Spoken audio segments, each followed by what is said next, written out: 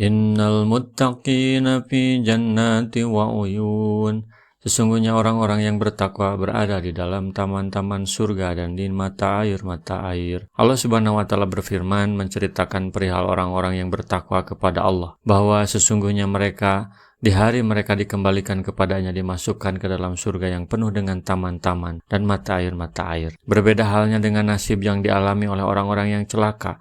Mereka mengalami azab pembalasan, dibakar di dalam neraka dan dirantai dengan belenggu-belenggu. Akhidina ma atahum rabbuhum innahum kanu qabla dzalika muhsinin. Sambil mengambil apa yang diberikan kepada mereka oleh Tuhan mereka, sesungguhnya mereka sebelum itu di dunia adalah orang-orang yang berbuat baik. Kenapa mereka mendapatkan balasan yang begitu enak dan nyaman ini?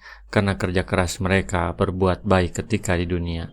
Kanu qalilam minal laili ma yahjaun. Mereka sedikit sekali tidur di waktu malam.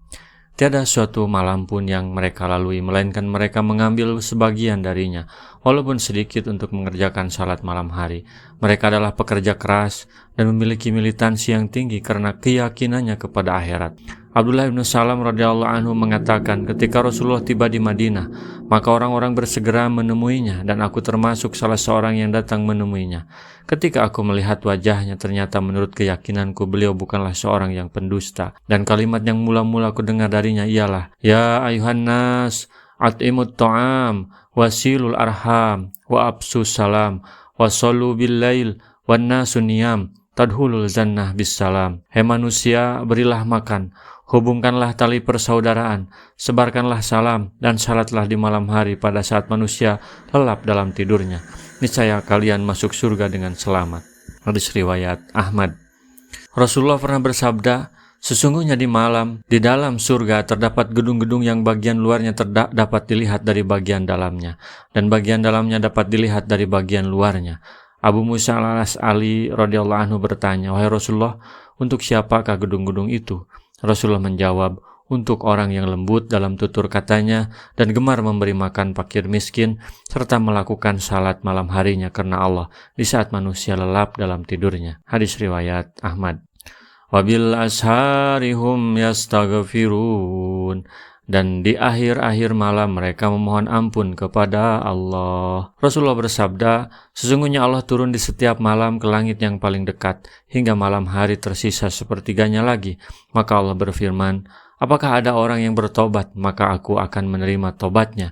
Apakah ada orang yang mohon ampun, maka aku akan memberi ampun kepadanya. Dan apakah ada orang yang meminta, maka aku akan memberinya apa yang dimintanya, hingga fajar terbit, yakni waktu subuh datang. Hadis sahih riwayat Ibnu Katsir. Wa fi amwalihim haqqul lisyaili wal mahrum.